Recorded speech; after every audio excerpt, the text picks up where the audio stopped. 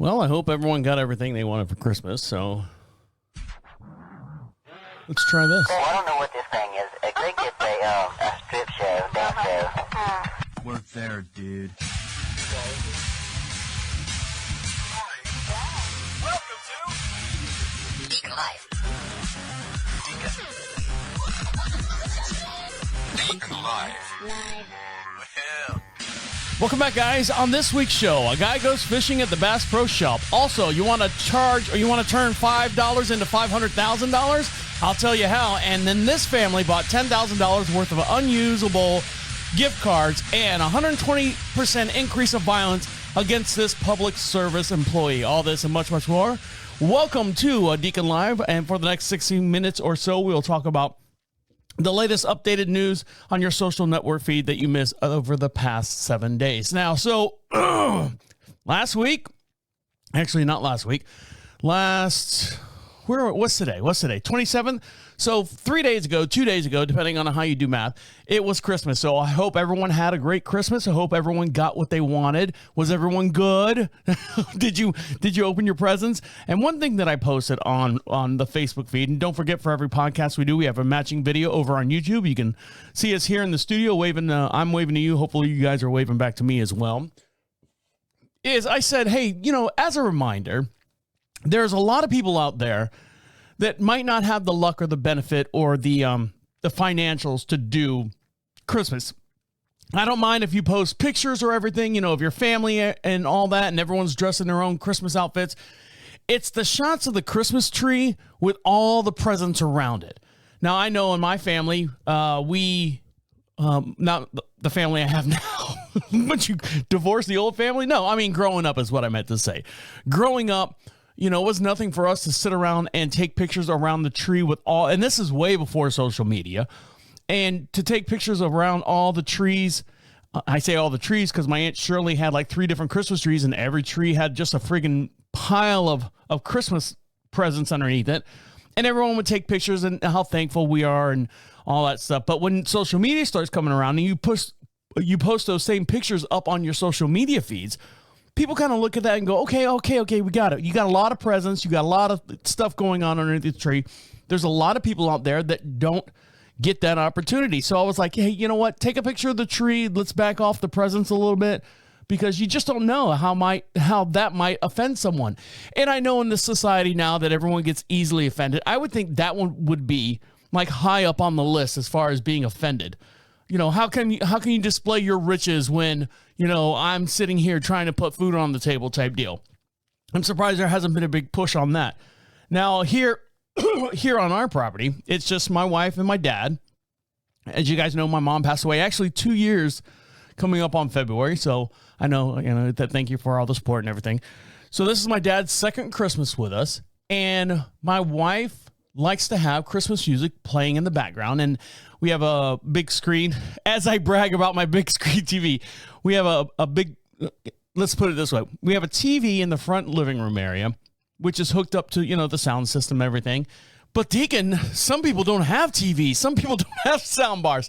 All right, I'm speaking not the mass majority. I'm just talking about people in general. So get over my comment that I said earlier.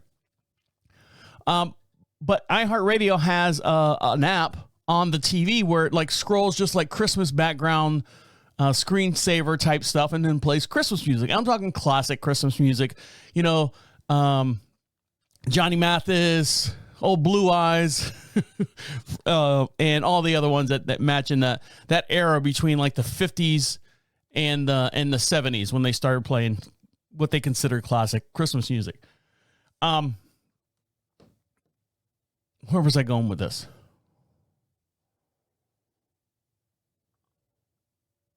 Shit. I totally lost my train of thought. So she would have this music playing on in the background and everyone's having, the Christmas dinner and Christmas gathering up and doing all that. God damn, I had a point to that fucking conversation. I wish I could rewind in my brain a little bit to go back to what I was thinking about because I threw myself off about the big screen TV. Anyways, so we had music playing in the background. It was nice. And maybe I can talk my way through it. I completely lost my train of thought. Anyways, sorry. As I digress there. So we had the Christmas music playing in the background, and my wife's sitting there, and she's baking and doing everything for Christmas dinner, and we had a nice sit down Christmas dinner. And so the whole point of my story was talking about the Christmas song in the background. God damn it. I completely blanked. So we have Christmas Eve dinners, our big dinner that we have, and we got the Christmas music playing in the background. I'll figure out where I was going with the story here in a little bit. And then, we sit around and we do our thing, and we don't open any presents. We don't do any of that stuff. And then Christmas Day, we open up, we have breakfast in the morning. We turn the Christmas music back on again, and then we start passing out presents, everything, just like everyone else does. And we do the one at a time. I know it's very painful for a lot of people.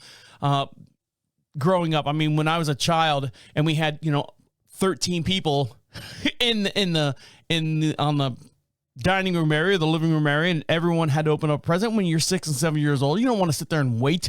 Hopefully you open up a toy that you can play with until it's your next turn around. And then it got to a point where they're like, all right. And I was the youngest kid. I was the only kid. If I'm 6 years old, the next person of age in our family, just because everyone had kids earlier, I grew up with old people, I don't know. The next person was in there like 21, 22 years old. So I was like the youngest kid in the area. So anyways, it was just pain in the ass. So we open up all the presents and we go through, oh my God, you got this, everything was nice. All the presents were good. Then we started, wrapping up the Christmas paper and throwing it away and kind of boxing everything up. And my wife's like, well, did you like that? Did you like this? And so now I am very, very hard to buy for. And I say that because most men technically are hard to buy for. A lot of guys my age, in between the ages of 35 to let's say 55, they've got a hobby. They've got something that they want to do. And everything that they do, hobby wise, most of the time their wife or spouse is not involved with it. So they don't know exactly, unless you say, I want serial model number, item code this. It's hard for women to buy presents, and I'm no different than anyone else. So, and we live in a small little community. I've said this a million times. We don't have a whole lot of shopping locations, to physically, like the brick and mortar stores around here. So you're kind of limited as far as what's in those stores if you're going to physically go out and get it. Now, myself, knowing that we have limited options as far as physically going into stores, I did all my shopping online. And for the most part, I think I did very well. When you say you did very well, out of all the stuff that I bought, I think there was one thing that we're returning. And it was something that didn't fit. I bought my dad something. It didn't fit just right, so I don't mind returning it. It was a gamble. Took a shot, missed. All right. Unfortunately, my wife, we're going over the presents that she got me, and she's like, did you like that shirt? I'm like, oh, well, babe, it's not really I like the shirt, but it's not my style. She's like, I know. We'll return it. What about the other shirt I got you? Babe, it's a nice shirt, just not my style. All right, well, what about this one? Well, that one I like, but you got me too small of a size, so we need to get a different size on that one. Well, what about these? And what about that? My wife bought me, I'm a big gadget kind of guy, like the lights here in the studio. I don't want to switch them, but the lights on the studio go through, they're all programmable. And I use an app called Wiz, W-I-Z. I love it. When you turn in a light bulb, you put in a light bulb, it automatically recognizes it. You tell it what room you want that light bulb to be in and what color you want it to be in, if you got the RGB ones, or what kind of tension or level of light colors. So I'm a big fan of that. So she thought one of the problems that we have in our bedroom, well, hold on there. No, I'm not going there. No. Is my wife, when she comes to bed, she'll turn the bedroom lights on, and we have the recessed ceiling. So I think there's 8 lights in the recessed ceiling. And she'll go in the bathroom, do her hair, do her makeup, do her nightly routines, and then jump into bed. I know as soon as she makes her way to her side of the bed, I've got to get out of my side of the bed because she's forgotten that she turned the bedroom lights on. As soon as she makes her way to that side of the bed, I literally flip the covers off, walk over to the wall, hit the light, and kind of, back to the other side of the bed. And this is, this is just common occurrence. It happens every night. Sometimes it clicks in her brain that she did it. And sometimes she's like, what are you doing? I'm like, turning off the lights. Oh, okay. I'm sorry. I forgot. But she bought me these light bulbs from Amazon. I think they're called Amazon Basics. And you screw them in there. And then I'm thinking you put the app on. They didn't work. You had to program each one. It was a pain in the ass. I'm like, babe, got to return them. So we're returning that. The couple shirts she bought me, I'm returning. She bought me, I wanted an atomic clock in here. I don't have time to sit here and describe what an atomic clock is, but basically it's that clock where it's connected to everything. It's connected to your computer, your phone, all those work on atomic clock. So when it says 1:19 and then it goes 1:20 p.m., AM or PM, all the clocks switch at the same time. And I wanted one right here. If you're looking at us here on the video, I wanted one right here in the studio because I do have guests and everything that come in the studio, and I've got to keep everyone on a schedule. Everyone's got to be on, some kind of pace because I'm turning and burning the show. I say turning and burning. like I got a pile of guests out in the parking lot waiting to come up here. But no, I mean, I've got guests here in the studio, and I'm making sure that they are aware of the actual time. It's kind of like being a therapist. Hey, this is your time. This is what you've rented the studio for. I'll sit here and do this. But, when that clock hits a certain time, I got to get on to something else. So anyways, my wife felt really bad because we're returning a pair of shoes, all these cool lights that she bought me, she bought me atomic clock. It's not the kind that I wanted. Well, why didn't you tell her the model and details? I'm like, I don't know. I just didn't. We're returning with the shirts and stuff. And so I just feel she's like, everything I got you're returning because you didn't like it. I'm like, babe, it's fine. I know I'm hard to buy for.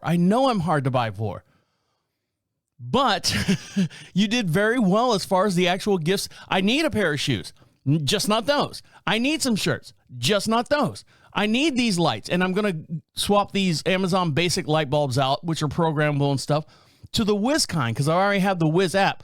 She thought, well, I got the Amazon ones because I figured it'd be cool with your Alexa device. You just go, Alexa, turn off the lights. Oh, God. Everyone's Alexa right now is turning off the lights if they're connected to it. I'm like, no, I don't mind using a phone because I'm on the phone all the time doing research and stuff for the show. So, and I think my wife and I are at a certain level in our relationship. If I didn't like it, I don't want to sit here and suffer. And I say suffer, and I use that term loosely. As far as if I don't like it, babe, this is not me. Let's go get something or do something else. If I was to buy her something for her horses, which I wouldn't do without her permission, unless it's like a secondary horse thing. And if she didn't like it, fine. Babe, hey, you know what? I gave you a try or gave it a try. This is what you don't like. Let's go ahead and exchange it for something that might fit or might work better for you. Now I did. Speaking of horses, I did buy her some aluminum like signs, not like no parking or anything like that. These real nice decorative signs that to put up on the property. Cause we constantly have like UPS driving by, the mail lady has to drive down here sometimes to drop off packages. We do have like farriers that come over. We have veterinarians that come over because we do have horses on the property. And then sometimes because we sell eggs, randos come on the property and they drive down the driveway fast. So I had these signs made that has a nice horse on it, a person riding a horse, like a stick figure like you would see at a restroom, men's, ladies, but this is this is a person, a rider on a horse, and it says, please drive slowly. Horses are present or animals are present or whatever. She's like, oh my God, I love that so much. There's so many times. Those type things are the kinds that, it's her field, but it's not really anything that'll impact her as far as physically riding a horse. It's just kind of enhances the whole experience of her having horses here on the property. All right, guys, I know.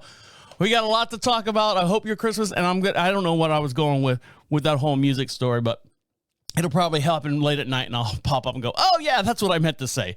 But these people right here were all ready to go on vacation and bought a whole bunch of gift cards that they were going to use while they are on vacation. And unfortunately, they bought the wrong ones. And I'll dive in that story when we come back. So stick around. You're listening to Deacon Live right here on Prophet Radio. I'll be right back. Let's see who's bothering me now. They really talked 16 minutes? Oh, God, I got to fucking trim that down. Welcome back to Deacon Live. Make sure you follow us on all your social networks. And the way you do that is go over to Prophet Radio, PROPHET Radio.com, proud sponsors of Deacon Live and all the other podcasts that are broadcast here out of the Prophet Radio studio. Make sure you check those guys out as well. Make sure you like us on your Facebook, your Instagram. We are on TikTok, and every podcast has a video. So make sure you like and subscribe over on YouTube as well. We've been doing shorts over there. I'm seeing a lot more traction with our short videos. If you're not familiar with what they are over at YouTube, not that I'm a tech savvy guy as far as like social medias and stuff, but I was always, under the impression that TikTok videos were like the thing. Everyone went to TikTok, and I'd post some videos on TikTok and I'd see, maybe 1,000, 3,200 views on it. I'm like, okay, this is good. This is good. But I went to YouTube Shorts, and I'm seeing like, 10 to 30,000 views on YouTube Shorts. So I don't know what their, is it logarithm or algorithm? I can never use that word. But whatever their pattern as far as finding out who watches your video, I think it's a lot more productive over on YouTube as well. And it's not run by the Chinese for now. So I've been posting a lot of shorts over there on the YouTube channel, so you can check those out as well. I'm on TikTok as well, but out of the 30 videos I might post, the short videos, maybe 2 or 3 will find their way on TikToks, but the most bulk of them are over on YouTube Shorts. So check those out as well. Now, we're talking about, buying something for your loved one. Everything I bought my wife was perfect. Kind of, I buy her something and she's like going, I would have never thought of that. That is awesome. I bought her a thing that clamps to the side of a pot, like a big old, spaghetti pot. And you put this little stick in it, and the stick's got paddles on it. And what does it do? Yes, it automatically stirs the pot. And not only does the handle spin around, but the whole entire thing spins around as well. So it keeps everything off the bottom. She's like, that is really cool. I would have never thought of that. I'm like, it's just one more thing that's going to end up clogging up our drawers in the kitchen. But it will get used. If not by her, by me, definitely. Now, this lady right here, or this guy right here, actually, was... couldn't find anything for his spouse or anyone in his family. And he said, you know what, let me try this Chat GPT thing. Now, a lot of people I know, and I've worked with a lot of business people, a lot of people who buy ads on this show and other shows that I work on and stuff. A lot of the formal emails that I send to and from people, I'll run them through Chat GPT. Now, Chat GPT does have a setting where you can send it a document of the way you speak or the way you type and the way your dialect is as far as on paper. And it'll use that and correct, or produce something based on the language that you already use. But there are some people that use Chat GPT, and it's just like, what's the thing that they did in school, saying nothing, using 500 words or less or something like that. There's a couple people that I've worked with, and just recently here, got into an argument with them. I say an argument, a misunderstanding. The person, every time I'm like, well, tell me what is wrong with the thing that, that needs to be done. And it would be this blanket statement. If under the circumstances, the item, that we're talking about is not corrected by this certain, and I'm like going, dude, just say, I want this done. I don't understand this, or, this needs to be added to it. I'm a simple man. That's all I need. Simple instructions. I don't need this big blanket Chat GPT. So anyways, he got pissed off, and maybe I lost a friend for life. I hope I didn't. Dumbass. But I said, hey, stop using Chat GPT to talk to me. Talk to me like a human. And this person did talk to me like a human using his regular words. Everything was misspelled. It was all like broken dialect, slang, ghetto, thuggish. Just really, really bad grammar. And I'm like going, maybe you should use Chat GPT, or use the thing where I say, put the words that you say in there and let it use your dialect to produce something that makes sense to the rest of the world who doesn't speak your dialect. That's all I have to say. But this guy right here said, I'm going to let Chat GPT do my Christmas shopping this year. And so what he actually did, here's the rules. The ground rules were he had to choose one of the ideas that ChatGPT gave him. If he didn't get a specific item, he had to prompt it to be more specific, When I suggested a specific item, I bought that exact thing. His budget was $100 per person. So, for example, his fiance. Here's the brief that he told ChatGPT. My fiance, Sarah, is the funniest person I've ever met. She likes to read and watch TV. She has a cat named Jubilee, whom she loves, and love of science fiction and fantasy, including Lord of the Rings, Hunger Games, Harry Potter, and Annihilation. Excuse me. She likes gold and silver jewelry. She's 34 years old, and she likes to wear baby blue. Can you give me a list of 10 specific guests suggested for her? So then ChatGPT goes, all right, let's do this. You can try this. And the first list was fine, but nothing stood out to me like a baby blue lounge set, bookish jewelry, gold and silver mix. So the list goes on and on what he actually did. So then he said, you know what? The idea struck me that, hold on. So as ChatGPT got, more specific and more specific, this is the stuff that they recommended. So ChatGPT said, get a sketchbook or colored pencils, high quality drawing pencils with sharpener and eraser, non-slip straight edge ruler for storyboards and frames, sticky notes, index cards, fine tip color pencils, stickers, and a folder to keep everything organized. This was based on creating a storyboard that she wanted, or that ChatGPT suggested. Get her a story map. Of course, those don't actually exist, so that he said be more specific. Well, and then the ChatGPT gave this guy a list of all the stuff to make a storyboard map. So her reaction said, it's amazing, I love it. So there you go. And then he did this for his mom with the brief saying she's turning 70 this year, retired psychologist, likes taking long walks, does some home cooking, doesn't have a home, does some home cooking, and she likes to eat healthy. She likes to read, and she likes to travel and spend time, some memorable time in the southern Italy over the past few years. So then ChatGPT spits out a whole bunch of stuff like get her like some really, really nice running shoes, some custom jewelry from Italy, and so on and so forth. So that's what ChatGPT did for this guy here. And it goes on and on and on. It says, shopping for my dad, he's 70, and then shopping for his older sister, and so on and so forth. So try that. I want you guys to try that. When you have to do like a present or something like that, try that out. And let us know how it turns out. And the way you do that is go over to profitradio.com. And at the bottom of the page says be heard. Click on that. If you got a device with a microphone on it, you can be anonymous if you want. Type that in there. I know we're past the Christmas season, but let me know if you've ever used ChatGPT and the results you've gotten for it. If you've ever done anything like this, having ChatGPT, pick out some items for you. That's the thing. If Amazon can get their fingers in the ChatGPT, yes, here, buy these running shoes. And here's the link, top 10 links and stuff. We're getting into a crazy world by doing that. Now, this family right here is living in a crazy world right now. A family was planning on going to vacation, accidentally buys $10,000 worth of Disney gift cards, but they're not just the regular gift cards. Let's dive into this story. Tampa Bay, Florida, of course, has to be in Tampa. A couple made a pricey mistake while planning a trip to Disney World.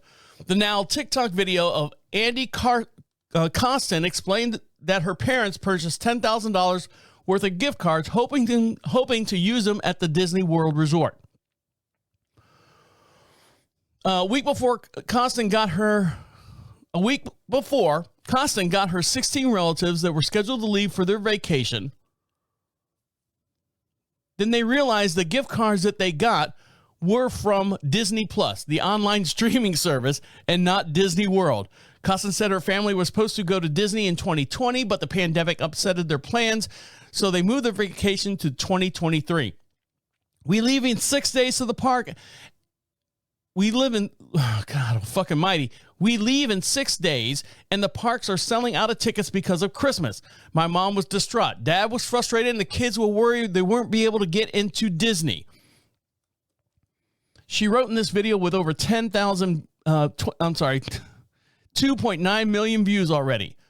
Custin told Fox Orlando affiliate WOFL Fox 35, thank you very much, that her parents bought the gift cards from a Sam's Club, not realizing that they couldn't be used at the Disney theme parks. She said that the gift cards would buy 70 years worth of streaming service at its current annual price of $139.99 per year. My parents are 78 years old and they don't use a streaming service. We need help, she added. And it's not about funding the trip. It's all about finding someone who can help us transfer all this money into the correct gift cards. As a result, oops, where's the end? In a follow-up video, Coston shared that the Disney contacted her parents and said that they would convert the streaming service gift cards into $10,000 worth of Disney park gift cards. I'm glad that they resolved this. I hate that it took this long, or that it took me this long to figure out that I bought the wrong gift cards. I really hope that Disney takes note of this and creates a little bit better system for figuring out the gift cards between the Streaming Plus service or their regular park gift cards. Now, come on. Come on. I know you're 70 some odd years old. I know there's been times where my dad has bought something online, and for example, he has religiously, he buys like V8 juice. Instead of going to the store, he buys like a whole case. And at one time, he misread the ounces per can. So instead of having like the regular 12-ounce cans of V8 juice, he had like all these little Red Bull looking 8-ounce cans of grape or V8 juice. You know, I understand that. We've all done that. Made a little bit of mistake, but $10,000, but 16 people were going. So that seems kind of cheap if you think about it that way. All right, when we come back, guess what, Coach? You can be a gym teacher if you want, but you're too fat. Unfortunately, Coach, you are too fat to be a gym teacher, and I'll dive into that story when we come back. So stick around. You'll listen to Deacon Live right here on Prophet Radio. I'll be right back. Now, I know in my family, not the family I have now, but you divorce the old family? No, I mean, growing up is what I meant to say. Growing up, you know, it was nothing for us to sit around and take pictures around the tree with all underneath it. It was up on your social media feeds. People kind of look at that and go, okay, we got it. You got a lot of presents. You got a lot of stuff going on underneath the tree. There's a lot of people out there that don't get that opportunity. So I was like, hey, you know what? Take a picture of the tree. Let's back off the presents a little bit, because you just don't know how that might offend someone. And I know in this society now that everyone gets easily offended. I would think that one would be like high up on the list as far as being offended. You know, how can you display offended? Yep, that's what I was talking about. Welcome back to Deacon Live. Don't forget, we're coming up on the end of the year, and we'd like to do your New Year's predictions. We don't do New Year's resolutions. We do New Year's predictions of what is going to happen in 2024. So get those in right now, and the way you get those in is go over to prophetradio.com, PROPHET radio. The proud sponsors of Deacon Live. At the bottom of the page says Be Heard. Click on that. Speak right into your device. Tell us where you're from. And your predictions. You can be anonymous if you want. Just give us your predictions for 2024, and we'll play it on the very first show of the new year, and we'll see how that goes. And get yourself something for free over there. Click on that free swag while you're over there at prophetradio.com. Pick yourself out a little prize pack, and we'll send it out to you. Now, I remember I had to go back and listen to the table where I was going with what I was talking about. It was being offended. And being offended, you know, do you remember when the way I was starting the conversation was, you know, we were playing all this Christmas music and stuff. Do you remember when they were trying to ban, what was it? It's cold outside. Why don't you take off your clothes? It's cold outside. You know, you had all this ban on everything, and then all of a sudden it just went away. And we still hear that song. So why wasted energy, wasted whatever? Oh my God, this is so chauvinistic. This is so, you know, brutality. It's rape and all this stuff. And where is it now? Where are those people now? They've gone on. They've moved to something else to devour down. But yeah, it's cold outside. Stay at home. You know, that type deal. Whatever that Christmas song was, it's been done a million times over and over and over again. And then I sat there with my wife while, you know, making dinner for Christmas or Christmas Eve dinner, and I'm like going, well, what about this song? I mean, this song says a lot of stuff. What about this song? This song says a lot of stuff. And then one thing I was listen to some other podcasts, because that's what I do, and get information for this show.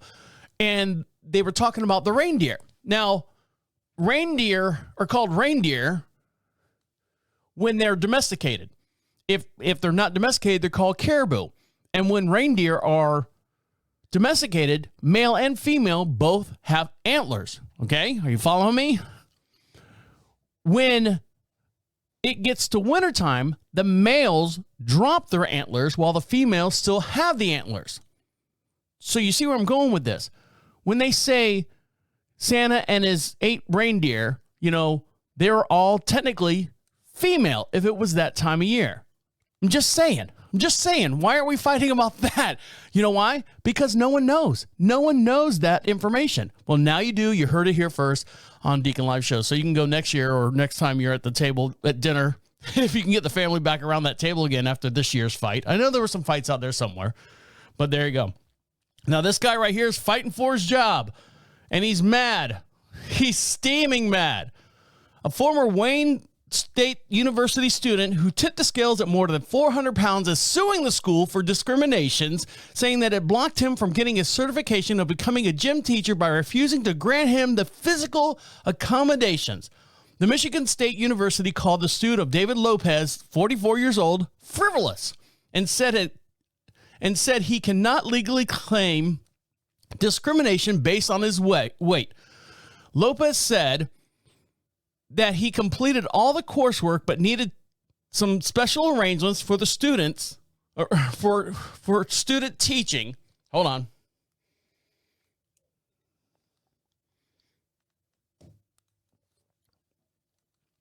Lopez said he had completed all the coursework but needed special arrangements for teaching the students that would not require him to stand or walk for any long periods of time. He says, quote, they didn't want me to graduate with my certificate because I didn't fit what they perceived to be a gym teacher because of my size and because of my weight. All right, David Lopez, do you think were they wrong at saying, hey, gym teacher, you're 400 and some odd pounds, you are, well, I don't know what the overweight is. Hey, gym teachers should not be 400 and something pounds. You want to talk about the BMIs. You want to talk about kids aren't getting enough exercise. You want to talk about kids need to go outside and touch grass. Meanwhile, you can't stand and walk for any long periods of time, and you're trying to tell these kids to go out there and walk and stand for long periods of time? Yes, I agree with you. Michigan University, David Lopez, by all means, if he wants to take and pass all the courses and sit behind a desk and teach physical therapy, or not teach physical therapy, but teach some kind of, PE, physical education behind a desk, yes, that's fine. But when you have to go out there and physically do stuff, that's not PE anymore. That's not physical education. That's physically running around and doing that. If you want to teach them how to play baseball behind a desk, that's fine. That's a class. That's not going out there and touching grass.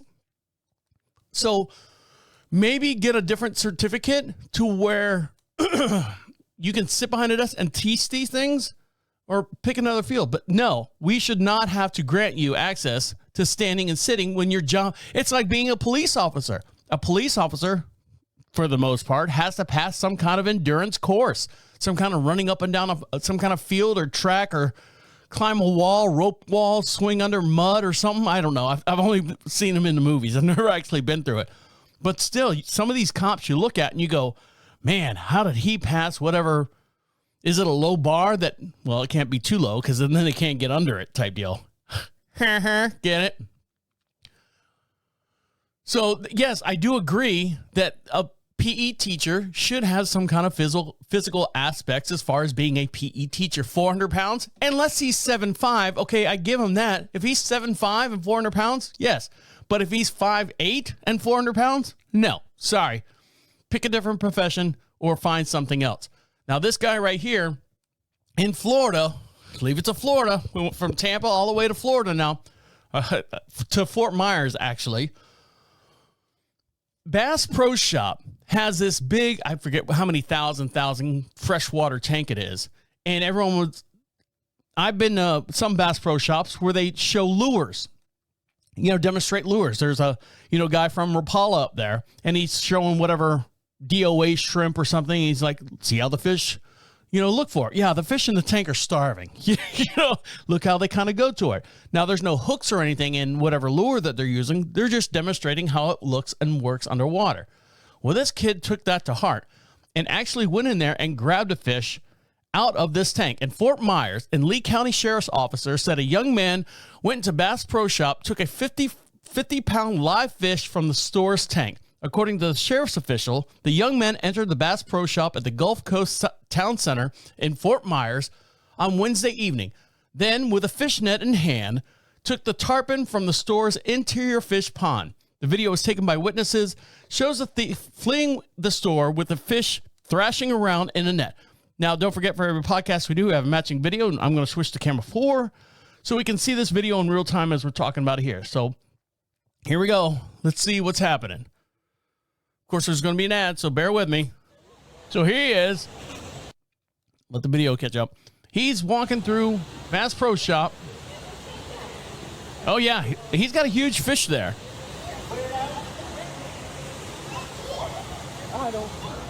People are freaking out. There he is. He's got a little net. He's got a green hat on. Get away from me. Get away from me with that fish. So let's see what else. Here's another shot, another angle of this video. This might be the same video. Yeah, it's the same video. So he's taking this big old tarpon out of there. All right, I got it. Keep that fish away from me. Detectives are still working on identifying the... Let me switch back to camera 1. Detectives are still working on identifying the culprit who was working with the LCSO, Animal Cruelty Task Force, and the Florida Wildlife Commission, Florida Game and Wildlife, along with coppers, Crime Stoppers. Sheriff Office said, we would like to say that this one will... Oh, God, no. I'm not going to read this. The Sheriff's Office official says... We guess this could say this one would officially catch your eye. Anyone with information about the young man's identity and stuff, let me, I don't know if they've caught him yet, but anyways, I'll give you an update on that as it comes around. Now, an update that you want to have out there. I think we're still in the hunting season. There's something going on when I say hunting season, like deer and things like that. You have bow hunting season, then you have musket season, then long barrel, and then rifle. I forget what the order of that is, but I think we're wrapping it up. But right now, there's a chronic wasting disease, which is sometimes called or referred to as zombie deer disease, is affecting a lot of deer in over 31 states. It causes neurological signs of the disease, which includes weight loss, lack of coordination, listlessness, and drooling. The disease mainly affects free-ranging deer, elk, and moose, according to the Disease Control Center. Here is where zombie deer disease has been reported. In 31 states, according to the Center of Disease. Earlier this month, Kentucky confirmed a case of CWD, which is what they call it, chronic wasting disease. When officials with the State Department of Fish and Wild announced that the disease has detected in a 2-year-old white-tailed deer harvested by a hunter in November. The CWD has also been found in 3 Canadian provinces, also outside of North America. Chronic wasting disease has been reported in reindeer and moose of Norway and Finland. So if you see a deer out there running around all crazy and stuff, this is it's called zombie deer syndrome, which is basically a disease that affects the overall cognizance. It's kind of like mad cow disease. They just call it a little bit different. So if you're out there hunting deer and stuff, look it over a couple times before you decide to butcher that thing up. Zombie deer disease. All right, guys, so when we come back, my wife and I are getting ready to go to New York, and I pray to God that we don't have this person on our flight, because I would break the person's arms off. No, I guess I wouldn't. I say that, but we're getting on Spirit Airlines, and I'm planning on seeing a great sideshow on the plane because there's so many different things going on. So stick around. I'm going to dive into what this lady found on her flight that made her pissed off. So stick around. You're listening to Deacon Live right here on Prophet Radio. I'll be right back. Welcome back to Deacon Live. You want something for free? We'll give it to you. What you got to do for me, you got to go over to prophetradio.com. That's PROPHET radio. Proud sponsors of Deacon Live and all the other prime podcasts that are broadcast out of the Prophet Radio studio. Make sure you go over there, little click down menu, pick out whatever prize pack you want. We'll send it out to you lickety split. I keep saying that, but it doesn't get any easier every time I say it. But they'll send it out to you right away. I know a lot of our friends and listeners out there that got the prize packs and stuff were like going, I'm not giving this to my kid. This is too cool. So, and that's exactly how all my friends sound. So get yours over there as well. And don't forget, we're getting towards the end of the year and we don't do New Year's predictions. We do we don't do New Year's resolutions. We do New Year's predictions. So get yours in now. You can be anonymous if you want. Just tell us where you're from and what your prediction is for 2024, and we'll play it on the first show of the brand new year. That's what I've decided on doing, so that's what's going to happen.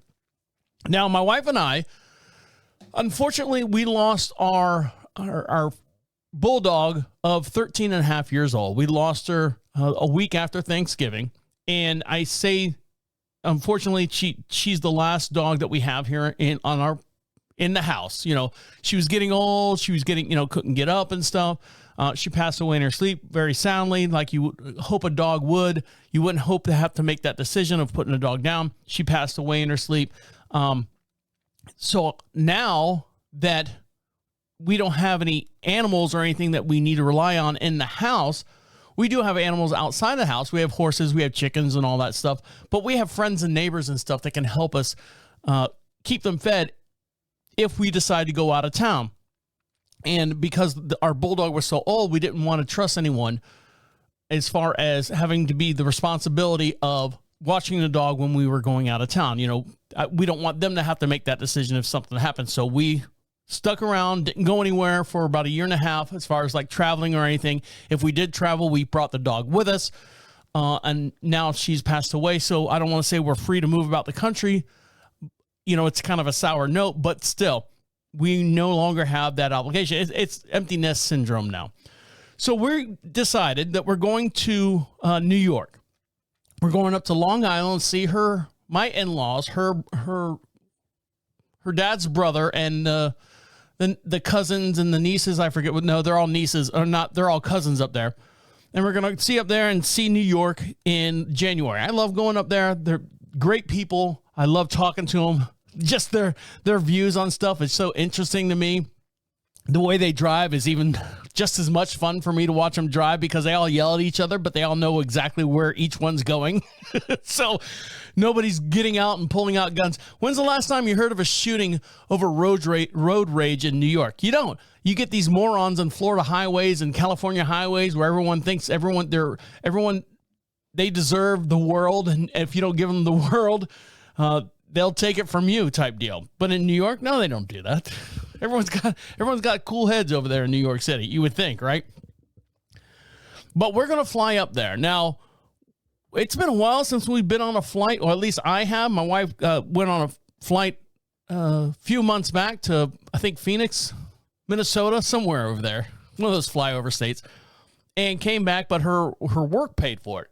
So now this trip's coming out of our pocket. So we're like, let's go Delta. Let's go American Airlines. Let's go Southeastern, Southwestern, whatever it's called now. And for two of us, round trip was almost $600. I'm like, God damn, man, for 4 days, we're going to go up there and spend Jesus. She's like, well, we can take Spirit Airlines. I'm like, oh, no, I'm not taking Spirit Airlines. They're like the toilet bowl. They're the broken down bus on the side of the highway. Well, two tickets for both of us. I think the total was $175. I said, oh, okay, we'll take that. We'll take that. And but it doesn't fly into Long Island. Where does it fly into? LaGuardia.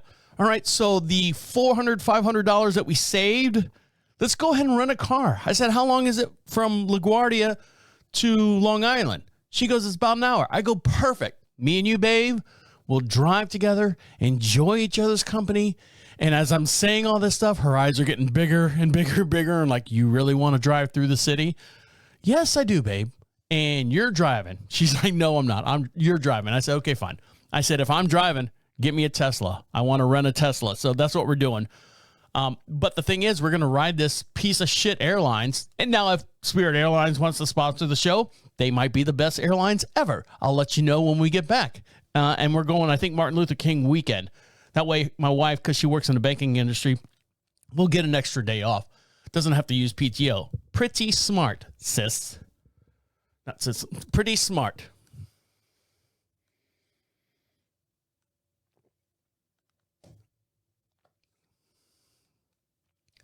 But this woman right here was sitting on a plane. Now, when I ride on a plane, I like to sit in the aisle seat. That way I can kind of stretch my legs out into the aisle. I'm a big guy. I'm 6'2", 6'1", 6'2", 260, probably 270 pounds now after Thanksgiving and Christmas and stuff. And I'm not going to be a gym teacher. So I just take the size that I am, and I have to adapt my surroundings to it. So I'm going to sit in the aisle seat. My wife will probably sit in the center seat. But I never like the window seat because I'm too tall. My wife can sit in the window seat because she's a little shorter than I am, but I can't sit in that middle seat. So either we have all three seats to ourselves, or I'm going to be uncomfortable, crammed in the center seat, probably leaning on my wife's lap. Now, this lady right here, I'm going to switch to camera 4 because she videotapes this guy. She's sitting in the window seat, and this guy's sitting on the middle seat and starts taking pictures of out the window, which is fine. You know, if you've never been in a flight before, or you want to see like you're going over the Grand Canyon. But the way her argument was, he's invading her space. Now, she's got a set of headphones on, and she's just staring at the window. And I'm going to play this video. I don't know if there's any music or sound or anything to it. She's got the camera sitting on her lap facing up. So it's all from the chin, like upper nose type view. And this older gentleman, the girl's probably mid-20s, if not early 30s. So here we go. Play video. Oh, it's just music. I'll turn the music off. So this guy reaches over into her quote-unquote space and takes a picture of the out the window. So hold on, let me get into the story. A passenger documents every window seat flyer's worst nightmare in this cringy video. Stop. She didn't appreciate that her neighbor's in-flight window. She didn't appreciate her neighbor's in-flight window shopping trip. As a passenger experienced every window seat's worst nightmare after her neighbor invaded her space so he could take photos outside the airplane. Look, all he did was reach over because she's already looking out the window. She's got headphones on. He just kind of put his camera up nowhere near her face and just kind of took a picture out the window and did maybe cross over the armrest or something. This video of this in-flight encroachment has assumed over 4.5 million views on TikTok. Other people's don't know personal space. Can't they see that I'm in a window seat and they're not? Another company footage shows her sitting uncomfortably by the window as the older man in the middle seat repeatedly reaches past her face so he can snap photos of the view outside of his window. She apparently didn't want to confront the space invader.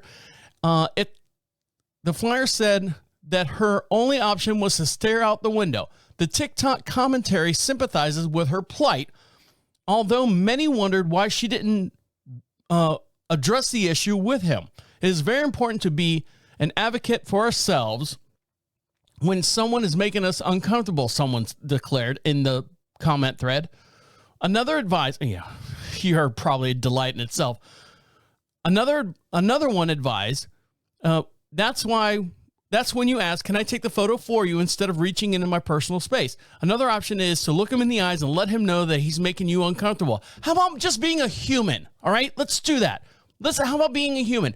If the guy reaches over, you're looking out the window. You've got your headphones on, so he can't make eye. What's he going to wave his hand in front? Let me go back to camera one. What's he going to do? Wave his hand in front of, hey, can I take a picture? You are sitting back in your seat, and you're not even taking up the window.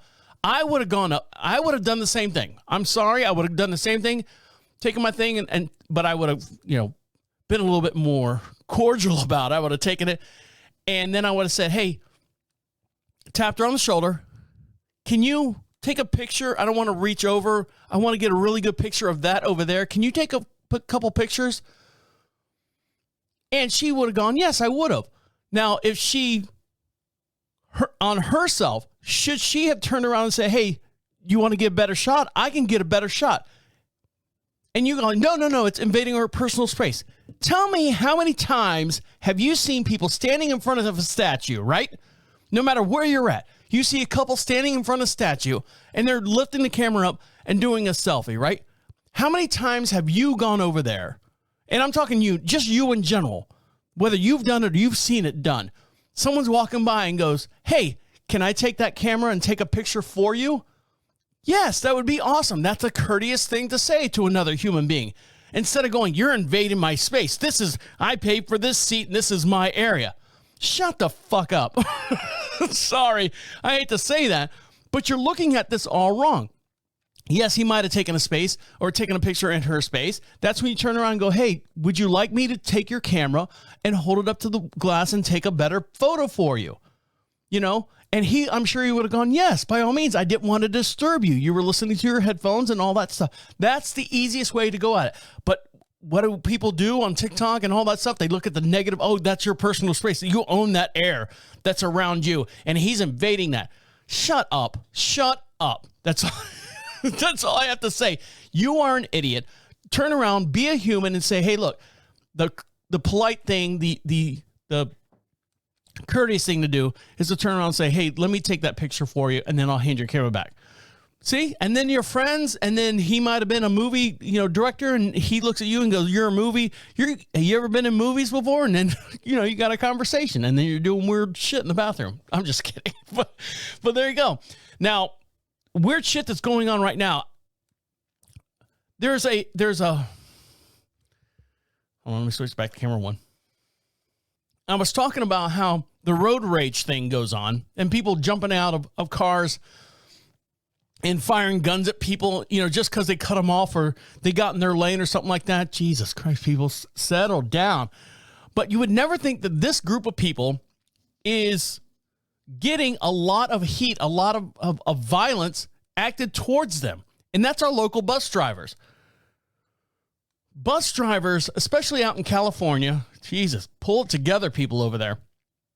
They are getting shot at, beat up, things thrown at them, punched, sprayed with mace, and all that stuff. And I've got more on this story over at CBS News. So I'm going to switch to camera 4, and we're going to let this article play in real time, and we'll talk about it here on the show. So go over to YouTube. Make sure you like and subscribe to DeaconLive. It's not a money grab over at YouTube. It's just another avenue for you guys to enjoy the DeaconLive podcast. So here we go. Boop, let's start over. Bus drivers coming down to an alarming and all right. We want to turn now to an alarming and violent trend. Bus drivers coming under attack. The Federal Transit Administration is now taking national action to address the assaults. Candace Wynn with our NBC Bay Area station found one California system may be the most dangerous to work for in the country. From New York to California, they are essential to the public transit system. But the nation's bus drivers can also be sitting ducks, facing a dramatic spike in violent attacks. According to the Federal Transit Administration, in recent years, there's been a 121% increase in transit worker assaults like this one. Oh. I am. Get down. In July, gunfire shattered glass around this bus driver on Oakland, California's AC transit system, which, according to the FTA's preliminary 2023 data, has the highest rate of assaults on transit workers in the country. Something AC transit bus driver Tina Gonzalez knows all too well. Got hit across my face, punched about 7 or 8 times. Blacked out, got punched, woke up from it. This was not the only time. Why are we being so violent for bus drivers? When has it? I mean, the bus driver lets you on, bus driver lets you off. Bus driver says you got money. No. All right, then you can't get on here. Or the bus driver says you got money. Yeah, correct change only. I got $2. How much is it? $1.75. Well, sorry, correct change only. You're going to lose at 25 cents. Is that what they're complaining about? Is that what they're getting all upset about? Let's hear more. Time you've been attacked. I've been attacked 4 other times. I we'll call the cops. Surveillance cameras show a 2017 assault on Gonzalez. She says the attacks now are more frequent and more violent. Have you ever feared for your life? When a kid pulled a gun on me. My supervisor told me one time was, just remember, you're the only one on that bus that probably doesn't have a gun. It scares the living hell out of me. AC Transit declined an interview, but said in an email 2023 data is still being collected. The agency said it had a broader definition of assault than other systems, but that one act of violence is too many, and it's adding better protective barriers for drivers. Public records requests for bus surveillance videos show what other California Bay Area drivers are facing. Violent attacks. Oh, he hit him with a skateboard. Pepper spray assaults. You better get off the bus. And even a kidnapping by a passenger with a machete. What are real solutions you want as an operator? A better shield. Not these fake shields that AC Transit made. Something that, like... Here's what I would say. Nobody comes up the side door where the driver is anymore. How about that? Just like a cockpit on a plane. You have a cockpit on a plane. Everyone enters the side of the door or the side of the plane through that one door. They put their money in the thing, and then the bar goes up.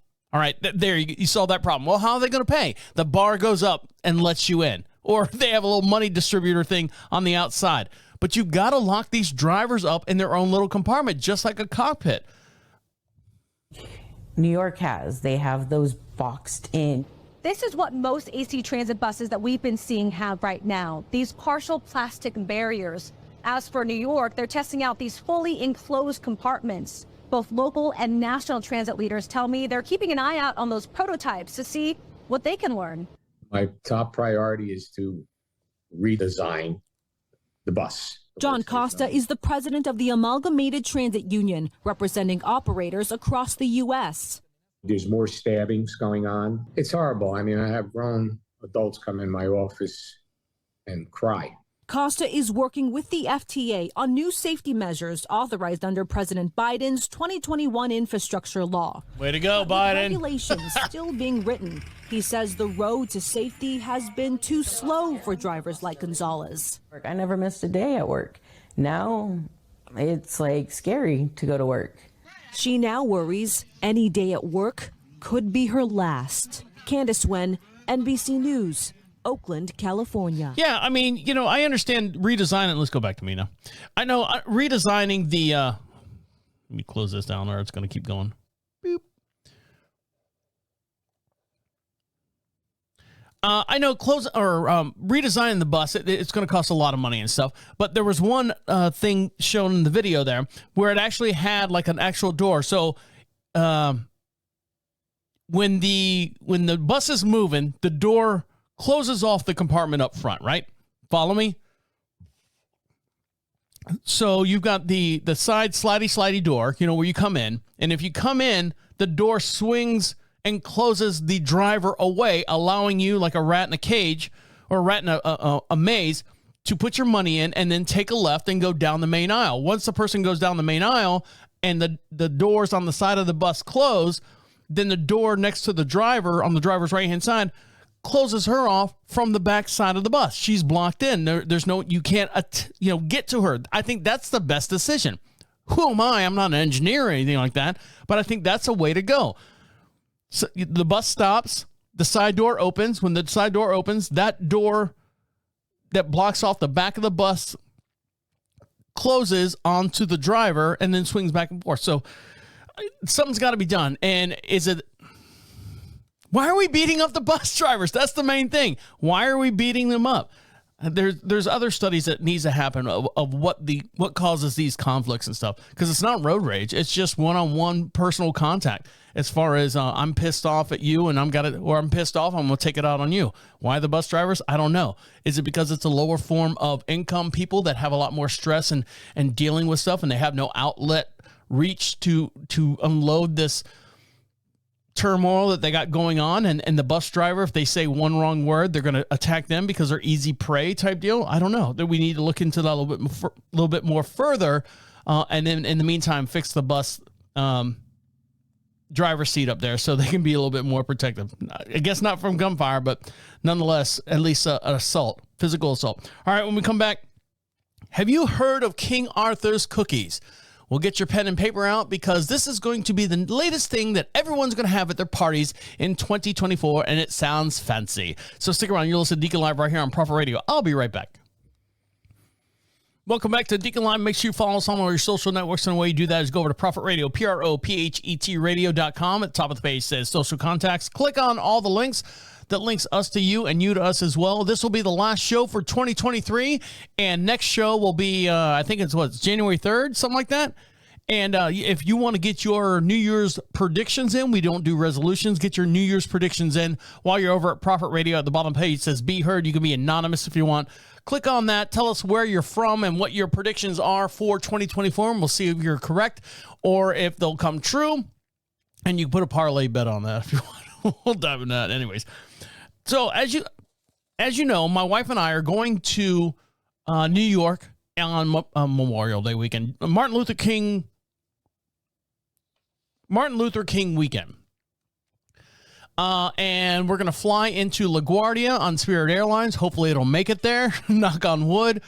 It actually says on the website, on Spirit Airlines website, our tickets went from, $600 round trip for the both of us, my wife and I, on American Airlines to $170-something for the two of us round trip on Spirit Airlines. But it actually says, most of these flights are 30 minutes delay. Are you okay with that? Come on, Spirit. Let's pump up the airtime travel there. I said, no, that's fine. 30 minutes. How long's the air travel from Charlotte, North Carolina to LaGuardia? I think it's like 2 hours, 2.5 hours maybe. Wings up to wings down or whatever the terminology is. And then we'll get a car. And I said, babe, let's get a Tesla car and drive from LaGuardia over to Long Island. It's like an hour drive through the city and stuff. It'll be nice. It'll be me and her, just me and her, hanging out with each other. We haven't had a whole lot of time to spend with each other just because of everything that's been going on here in the property. So this will be our first together getaway without having to be tied to like any animals or anything like that. So it'll be fun. It'll be my birthday. Actually, the weekend before is my birthday, January 6th. I know, January 6th, but it is my birthday. So when you see all the news reports, think of Deacon Live, that's my birthday. So you're like going, oh my God, the humanity. Happy birthday, Deacon, in the same sense. But one of the things that they're doing right now is they're letting you rent Tesla cars. So I'm like, all right, let's rent a Tesla car. And she's like, have you ever driven a Tesla or any electric cars? I'm like, no, that's why I want to drive this car. But in 2024, believe it or not, there are 10 cars that they're actually taking off the market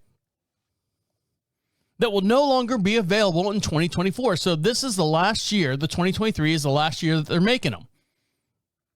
As of December 31st, 2023, the Dodge Challenger will no longer be made.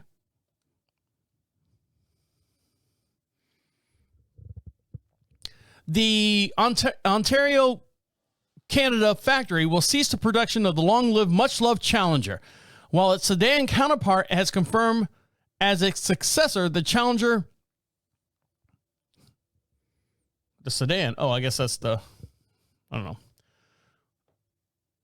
It's likely that the teams at Dodge are going to keep the Challenger alive somehow, but so anyways, the Challenger is going away because they're stopping production over in Ontario. The Chrysler 300, like the Challenger, this Chrysler Hemi-powered sedan is seeing the exit again. The Chrysler 300 has come and gone over the years, but there's no doubt that the brand will revive the 300 again somehow. The Audi TT, the letter T, has been a staple of the lineup since the introduction in 1998. This small coupe not making its way into 2024, but there's always a chance that the company could revive the name somewhere down the line. Also, the Audi R8. Man, that was a sweet car. That was a nice, fancy car. It was as a coupe and a convertible.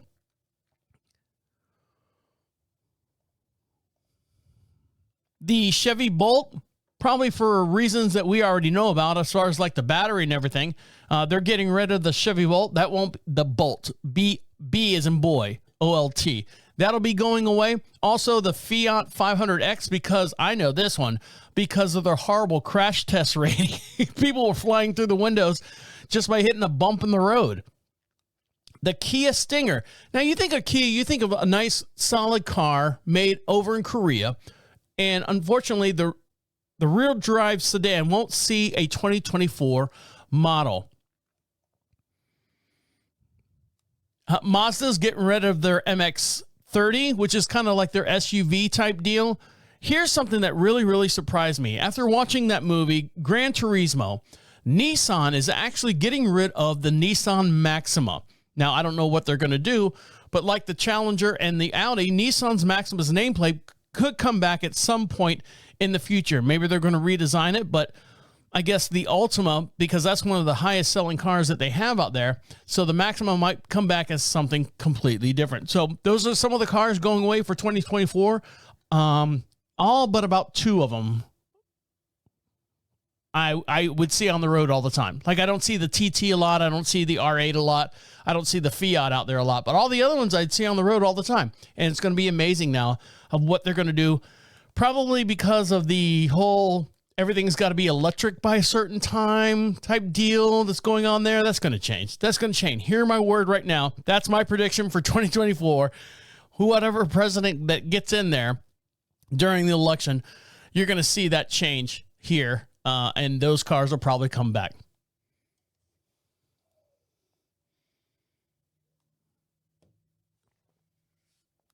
Now, I told you at the beginning of the show, my wife and I and my dad all had Christmas dinner together. And when we have Christmas dinner, we have Christmas Eve dinner. And then we have like snickle snackles and stuff during the day.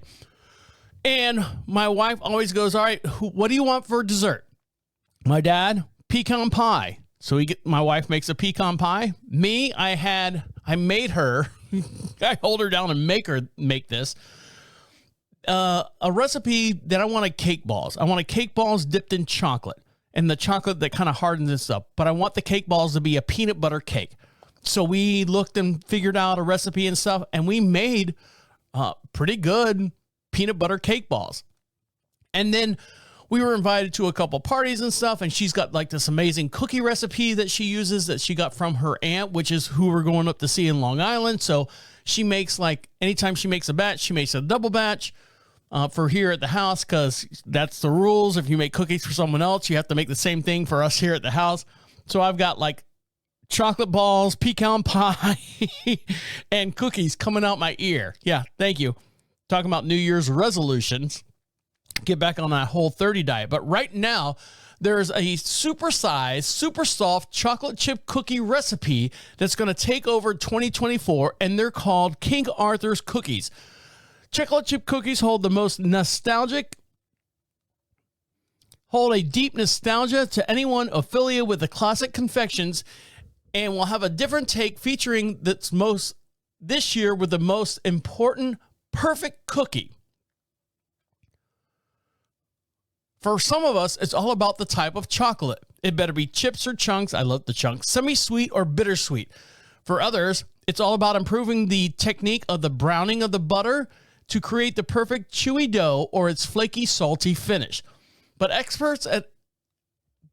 for the expert team of a recipe developer at the King Arthur's Baking Company has reinvented the recipe so that all lovers of bakers can create this classic baked good with a twist of never before seen techniques to create the cookie that is bigger, bolder, and even better than they've ever tasted before.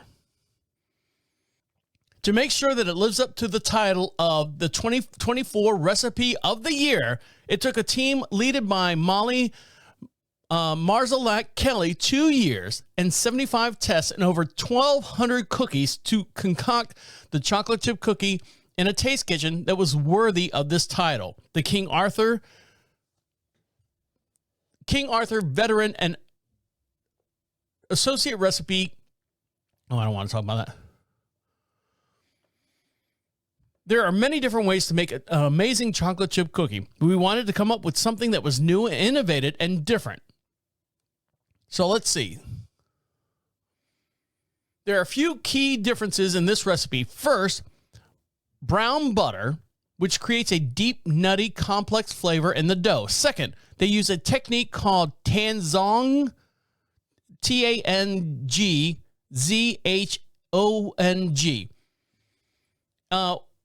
which is cooking some of the liquid in the recipe with some of the flour beforehand to help remove any notation of the bakers and stuff.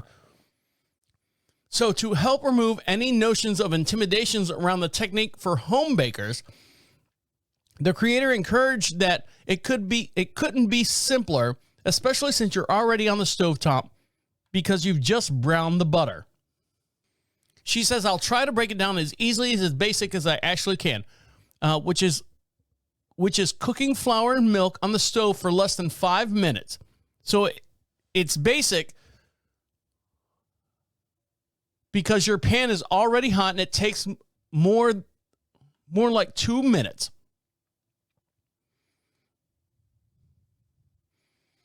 She encourages that you can do it. It also creates a cookie with a texture like you've never had before. So here are the ingredients. Let's see. Here's the instructions. Here's the ingredients. And here's the instructions. So the ingredients basically is 2 cups of light brown sugar, table salt, unsalted butter, milk, whole, preferably. King Arthur's, of course, unbleached bread flour. Go ahead and throw those in there. Eggs. Tablespoon of King Arthur's pure vanilla extract. You got to get everything in there, King Arthur. Baking powder, baking soda, semi-sweet, whatever kind of chips you want. And then in a large bowl, combine the brown sugar, so on and so forth. So I'm going to put this up over on our Facebook page. And the way you find that Facebook page is to search DeaconLive. And I'll put this up there and you can see the King Arthur's. And you can see the 2024 recipe of the year. And that's the King Arthur's chocolate chip cookie, and I'll post that over on Facebook so you guys can check that out as well. Now, I am from Florida, and Florida is known for casinos. Not really. They're known for beaches and Walt Disney World, as long as you don't have those Disney Plus gift cards they can't use anywhere. But there are casinos in the Tampa Bay area. There's also some down in the Fort Lauderdale area.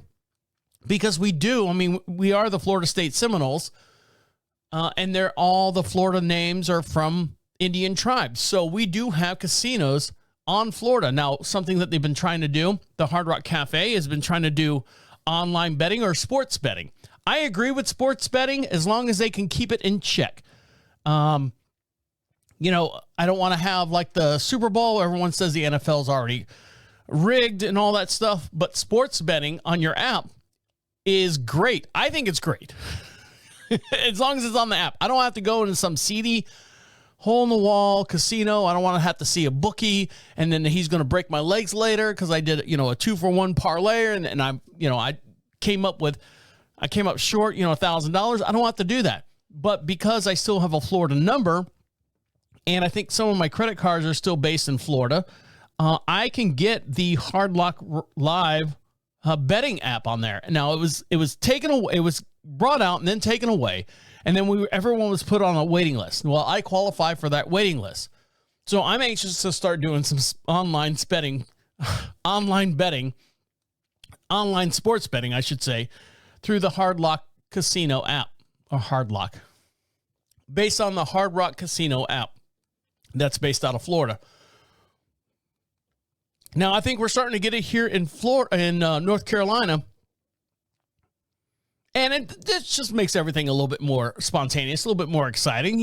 When you're watching the game, you're trying to get a little bit more excited about it. But this guy right here,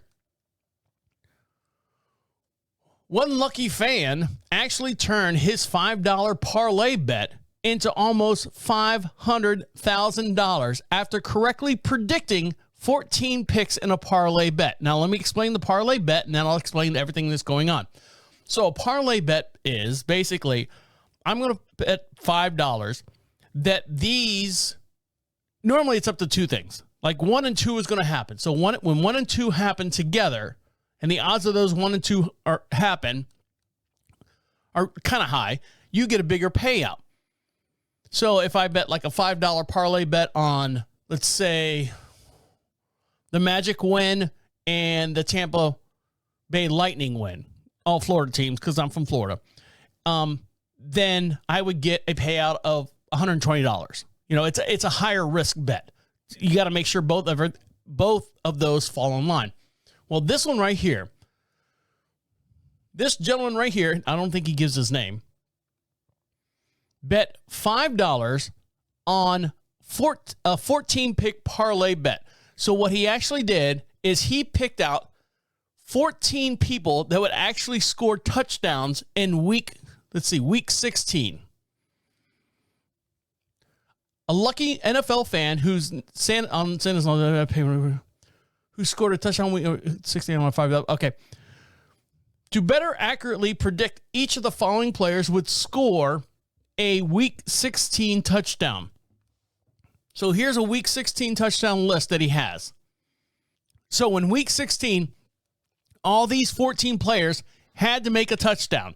And it goes from the Steelers running back, Najee Harris, Bills wide receiver, Gabriel Davis, all the way down to Eagles running back, DeAndre Swift, and 49ers running back, Christian McCaffrey, and then everyone in between. There was a Jaguars wide receiver that had to make a touchdown. A Cardinals running back had to make a touchdown. Commanders running back had to make a touchdown, and so on and so forth. So the lucky gambler posted a video on social media for him nervously watching Christian McCaffrey score the last touchdown he needed to make this Christmas that he would never forget and come into almost $500,000. So I'm going to switch to camera 4 so you can see this in real time. He's watching the video or watching the game. He's waiting for this last guy to make his touchdown. So here he goes. He's watching. There he goes. His friends are like, holy shit. You won. He's standing there like almost $500,000 on a $5 bet. It's good.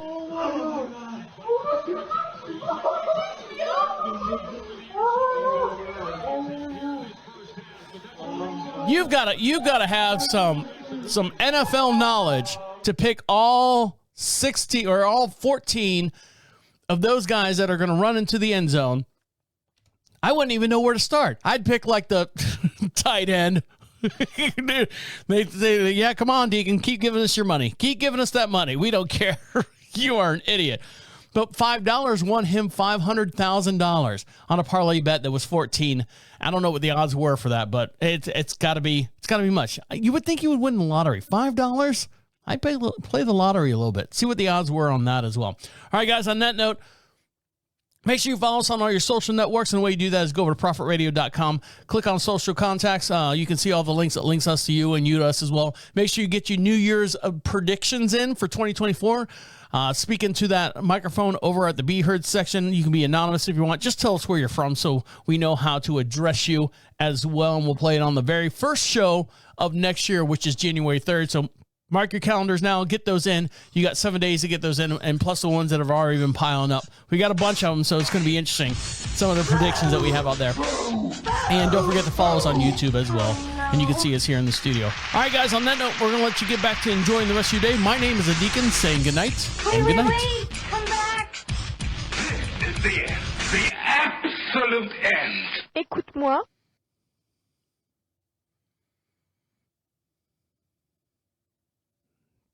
That's all I got. Doing my poses.